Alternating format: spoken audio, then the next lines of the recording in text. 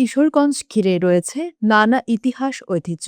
প্রাচীন ও আধুনিক স্থাপত্যের বিখ্যাত নানা দর্শনীয় স্থান রয়েছে এ জেলায়, যেখানে অবস্থিত প্রায় ২৫০ বছরের পুরনো ঐতিহ্যের নাম কিশোরগঞ্জ পাগলা মসজিদ।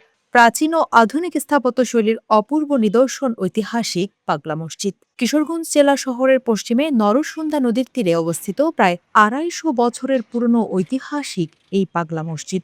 এর ইমারত খুবই নান্দনিক এবং নির্মাণ শৈলীও বেশ চমৎকার। তিনতলা বৈশিষ্ট্য পাগলা মসজিদের ছাদে তিনটি বড় গম্বুজ এবং ৫ তলা ভবনের সমান একটি মিনার বহুদূর থেকে সহজেই দৃষ্টি কাড়ে দর্শনার্থীদের। জনশ্রুতি আছে, কিশোরগঞ্জের ঐতিহাসিক হয়গতনগর জমিদার বাড়ির বীর ঈশা খাঁর বংশধর দেওয়ান জিলকত্তর খান ওরফে জিলকত্তর পাগলা সাহেব নামক একজন আধ্যাত্মিক ব্যক্তি নরসুন্দা নদীর তীরে বসে নামাজ পড়তেন। পরবর্তীতে এই স্থানটিতে মসজিদটি নির্মিত হয়। জিলকদ্দর পাগলার নামানুসারে মসজিদটি পাগলা মসজিদ হিসেবে পরিচিতি পায়। অনেকে আবার বলেন, পাগলা সাহেব খরস্রোতা নরসুন্দা নদীর মধ্যস্থলে মাদুর পেতে ভেসে এসে বর্তমান মসজিদের কাছে হিত হন এবং তাকে ঘিরে আশেপাশে অনেক ভক্তকুল সমবেত হন। তার ইবাদত বন্দিগির জন্য দেওয়ান পরিবারের পক্ষ থেকে পাগলা সাহেবের নিজের পছন্দের স্থান নরসুন্দা নদীর মাঝখানে টিলার উপর একটি টিনের ঘর তৈরি করে দেওয়া হয়। এই ঘরটি পরবর্তীতে পাগলা মসজিদ হিসেবে পরিচিতি লাভ করে। অতঃপর জনশ্রুতি অনুসারে তৎকালীন কিশোরগঞ্জের হয়বতনগর জমিদার পরিবারের এক নিঃসন্তান বেগমকে জনগণ পাগলা বিবি বলে ডাকত।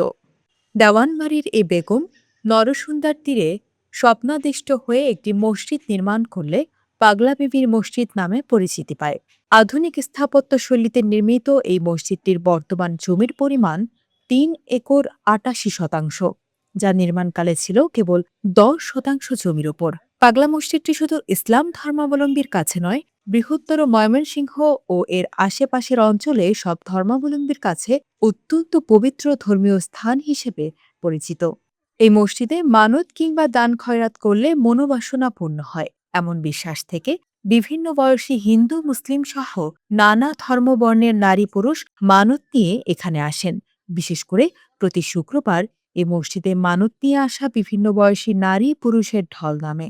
সাধারণ মানুষ এমন বিশ্বাসের আলোকে পাগলা মসজিদে প্রচুর দান খয়রাত করে থাকেন। নগদ টাকা পয়সা, স্বর্ণ ও রূপার অলঙ্কারের পাশাপাশি গরু, ছাগল, হাঁস মুরগি দান করেন। অধিক দান খয়রাতের কারণে পাগলা মসজিদ ইতোমধ্যেই দেশের অন্যতম আয়কারী ধর্মীয় প্রতিষ্ঠান হিসেবে স্বীকৃতি লাভ করেছে। জানা যায়, সাধারণত প্রতি ৪ মাস পর পর মসজিদের দান বাক্স খোলা হয়। প্রতিবার দান বাক্স খোলার পর কোটি কোটি টাকা পাওয়া যায়। এছাড়াও আরও পাওয়া যায় dollar, euro, Saudi riyal, yen, dinar সহ ইত্যাদি বিদেশি মুদ্রা। এমনকি বিভিন্ন সময়ে স্বর্ণালঙ্কার পাওয়া যায় দান বাক্স থেকে।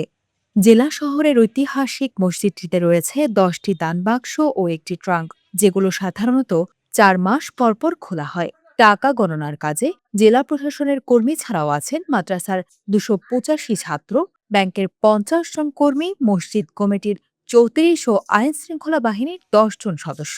দানবাক্স খোলার পর গণনা দেখতে মসজিদের আশেপাশে ভিড় করেন উৎসুক জনতা। তাদের মধ্যে অনেকে আসেন দূর দূরান্ত থেকে। মসজিদটিতে নিয়মিত হাঁস, মুরগি, গরু, ছাগলের পাশাপাশি নানা ধরনের জিনিসপত্র দান করেন বিভিন্ন জেলা থেকে আসা মানুষ। জানা গেছে, এই মসজিদের আয়ের একটা অংশ আশেপাশের অন্যান্য মসজিদ, মাদ্রাসা, এতিমখানা সহ বিভিন্ন উন্নয়ন ও সেবামূলক খাতে ব্যয় করা হয়। এছাড়া ২০০২ সালে মসজিদের পাশে একটি হাফিজিয়া মাদ্রাসা প্রতিষ্ঠা করা হয়েছে। ক্যান্সার, কিডনি রোগে আক্রান্ত দরিদ্র ব্যক্তিদেরও এই তহবিল থেকে সাহায্য দেওয়া হয়। গত করোনা চলাকালীন এই তহবিল থেকে সৈয়দ নজরুল ইসলাম মেডিকেল কলেজ হাসপাতালে কর্মরত ৮০ জন স্বেচ্ছাসেবক, যারা করোনা রোগীদের সেবায় কাজ করেছেন, তাদের অনুদান দেওয়া হয়েছে। বর্তমানে লেক সিটি প্রকল্পের আওতায় পাগলা মসজিদের পাশ দিয়ে বয়ে যাওয়া নরসুন্দা নদী খনন, দৃষ্টিনন্দন সেতু নির্মাণ, মসজিদের শোভাবর্ধন এবং রঙিন আলোকসজ্জার জন্য দিনে ও রাতে মসজিদটি দেখতে চমৎকার লাগে। দেশের দূরদূরান্ত থেকে নানা শ্রেণী পেশার মানুষ মসজিদটি দেখতে ভিড় জমান। বিশেষ করে জুমার নামাজের সময় অত্যাধিক মানুষের সমাগমে মসজিদ পরিপূর্ণ হয়ে যায়।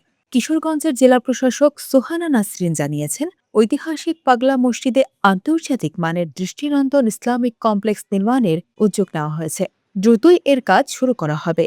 এটি নির্মাণে প্রাথমিক ব্যয় ধরা হয়েছে ১১৫ কোটি টাকা, যা বাস্তবায়ন হলে ৫০,০০০ মুসল্লি একসঙ্গে নামাজ আদায় করতে পারবেন। দেশের অন্যতম আয়কারী ধর্মীয় প্রতিষ্ঠান হিসেবে স্বীকৃত মসজিদটিকে ২০১৬ সালে পাগলা মসজিদ ইসলামী কমপ্লেক্সে নামকরণ করা হয়।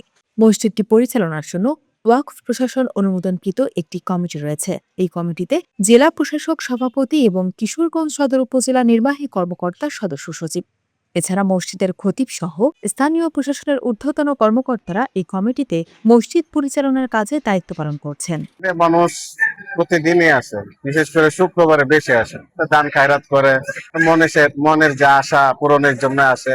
দেখা যায় মানুষের মন আশা পূরণ হয়, এর জন্য মানুষ আসে, প্রতিদিনই আসে।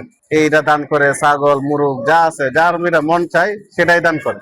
আমি গাজীপুর থেকে আইছি, পাগলা মসজিদ নাম শুনে এখানে বলে আসলে সবার মনের আশা পূর্ণ হয়। আমি আমার মনের আশা পূর্ণ করতে জন্য আমি নামাজ পড়লাম। পাগলা মসজিদে মানুষ যে নিয়তে আসে, নিয়ত ইনশাল্লাহ কবুল হয়। এই জন্য অনেক দূর থেকে আসা।